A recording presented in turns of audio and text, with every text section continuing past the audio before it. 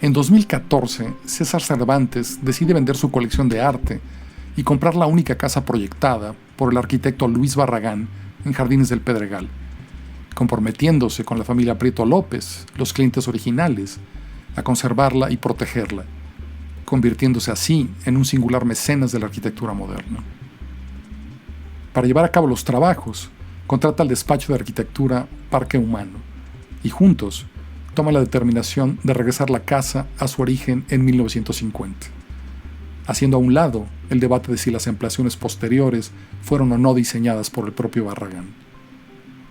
algo que resultó imposible de establecer por la ausencia de información concreta.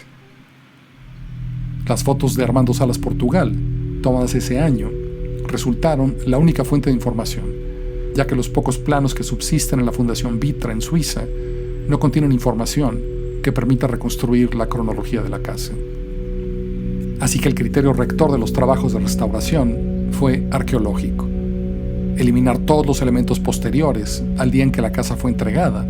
para recuperar una obra llevada a cabo al inicio de la etapa de madurez creativa de Barragán y contemporánea a la construcción de su propia casa en Tacubaya. Cervantes fue un cliente implicado y osado con su patrimonio. Por un lado, decidió vivir en la casa durante la remodelación, y él mismo tomó pico y marro para demoler los muros no deseados y recuperar la estructura original, removiendo puertas y barandales, un elevador, varias chimeneas, baños adicionales y, sobre todo, el gran volumen adosado a la fachada de acceso. Las ventanas de la sala habían sufrido modificaciones, reduciendo sus dimensiones originales con un nicho cortinero en la parte alta y pretiles en la baja. Así que se demolieron para que los vanos regresaran a sus proporciones originales y, por supuesto, esas ampliaciones modificaron la cantidad de luz que entraba a la casa. Las herrerías de solera de acero se rehicieron siguiendo las dimensiones de los perfiles originales, algo que no resultó difícil porque Barragán usaba perfiles comerciales fácilmente disponibles en el mercado actual. Los pretiles de azotea también habían subido de altura para tapar un tanque de diésel y una antena parabólica, y al regresarlos a sus dimensiones originales, se recuperó la clara diferenciación en altura de los dos volúmenes del proyecto original. El jardín sufrió cambios radicales y se eliminaron todas las flores, bugambilias y enredaderas, con la idea de regresar a un jardín que incluyese solo las especies endémicas del Pedregal, justo como indicaba el reglamento original del fraccionamiento. Pero la sensación del entorno de la casa era irrecuperable, ya que los Prieto López fueron subdividiendo el lote original de más de 15,000 metros cuadrados para dar cabida a una calle interna y nuevos lotes. En las fotos de Salas Portugal se puede observar cómo las vistas eran tan amplias que llegaban hasta los volcanes y los terrenos de la ciudad universitaria. Una de las sorpresas más gratas fue encontrar, a través de calas en los muros, los colores originales de la casa y descubrir que nada tenían que ver con la imagen que hoy nos hacemos del imaginario cromático de Barragán. Le Corbusier, uno de sus primeros maestros, describió perfectamente su método cuando dijo: la arquitectura es el juego sabio, correcto y magnífico de volúmenes bajo la luz. Y así, los cambios de tono en los muros y cantos, entendidos solo como una decisión estética de Barragán, desnudaron el mayor prejuicio en torno a su arquitectura, revelando además que no hay un solo color en sus muros que no transforme efectivamente la lectura del espacio.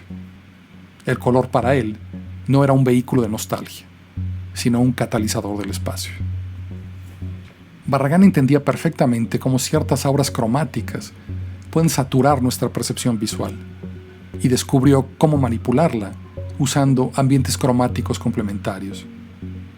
Pienso, por ejemplo, en el pasillo saturado de tonos amarillos de su propia casa, cuya puerta se abre para sumergirnos luego en el aura rosa del vestíbulo, desconcertándonos e intrigándonos. Un efecto similar al del monolito rojo que vislumbramos desde el largo pasillo amarillo de la casa Gilardi, mientras recibe un halo de luz misteriosa desde un tragaluz escondido y los reflejos de agua de una alberca. Pero la más importante sorpresa fue descubrir que los colores originales de los muros del comedor y la estancia eran gamas de grises. 10 gamas de tonos grises para ser exactos. Tan grande fue la sorpresa que antes de proceder a restaurar los muros en esos tonos, se tomó la decisión de primero fondear todo el espacio en blanco para constatar cómo la sensación de escala y calidez del espacio desaparecía por completo y cómo el tamaño de los vanos recuperados y la abundante cantidad de luz se volvía abrumadora. De manera general, los grises más oscuros que Barragán aplicó en ese espacio corresponden a los muros más alejados de las ventanas, que se pintaron con gamas de grises azulosos para gradualmente cambiar a grises verdosos conforme se acercaba a las ventanas del jardín, pasando por un blanco mate que funge como tono intermedio al centro de la sala. El uso de estas gamas de grises fue una inesperada sorpresa que reveló claramente el método de Barragán y cómo este dio sentido y escala a la sala comedor, pintando a las horas del día en cada uno de sus muros y cantos de manera diferenciada. Un método que se apoya casi exclusivamente en la luz solar y que no requirió ningún tipo de iluminación en los plafones, apoyándose solo en lámparas de mesa con pantalla. La mayoría de los vidrios comerciales que se utilizan en México tienden hacia los tonos verdes o azules. Pero los vidrios de gran tamaño que Barragán empleó en los vanos de la sala tuvieron que traerse desde Monterrey para que fueran completamente claros y no pintaran los muros con tonos adicionales a la luz solar.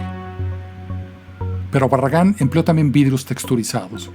sobre todo en algunos baños y en la ventana vertical de la fachada de acceso, para pintar el vestíbulo con una luz difusa proveniente del norte. Cabe hacer notar que la remoción del volumen que se adosó esa fachada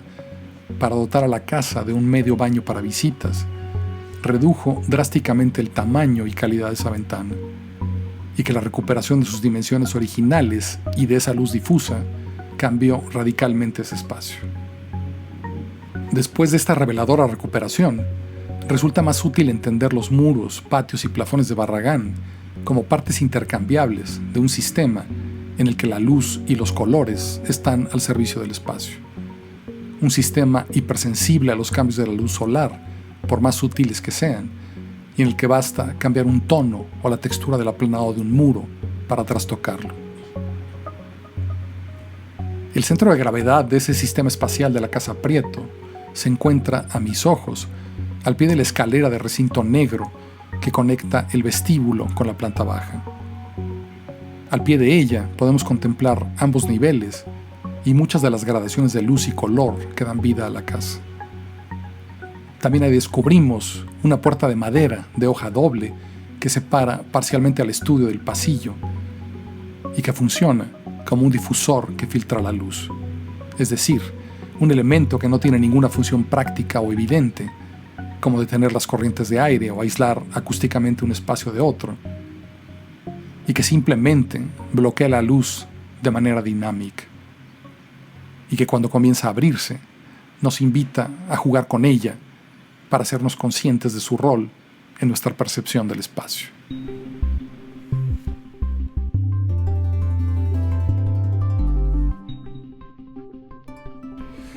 Nuevo videoensayo dedicado a Luis Barragán, uno de los arquitectos más celebrados pero menos estudiados del siglo XX mexicano, y que gracias a esta remodelación de la Casa Prieto López que llevaron a cabo Parque Humano y César Cervantes, pues podemos vislumbrar esa etapa de madurez creativa de Barragán y cómo en 1948 empezó a convertirse en dueño de su método y de sus ideas, ¿no? Jardines del Pedregal es un momento muy importante en la historia de la Ciudad de México. En 1948, cuando se expropian los ejidos justo al lado de esos predios que Barragán había comprado 6 meses antes, y el gobierno federal comienza a mudar a los estudiantes del centro de la ciudad, esa zona remota que no estaba ni lejanamente conectada a la Ciudad de México.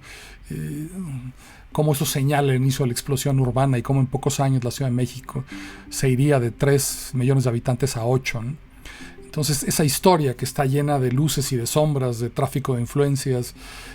yo estoy tratando de estudiarla y tal vez algún día se las pueda contar porque es realmente un complemento a esta historia, sí, interesante de cómo artistas como Barragán, el doctor Atlo, Diego Rivera encontraron una poesía en esa lava volcánica, pero al mismo tiempo cómo los especuladores y el poder político encontraron ahí un campo de negocio turbio que no se ha estudiado y que creo que valdría la pena también discutir, ¿no? Esa es la vocación de este canal. Espero que les haya gustado este contexto. Ya saben, denle like al video y suscríbanse al canal y nos vemos muy pronto en el siguiente contexto.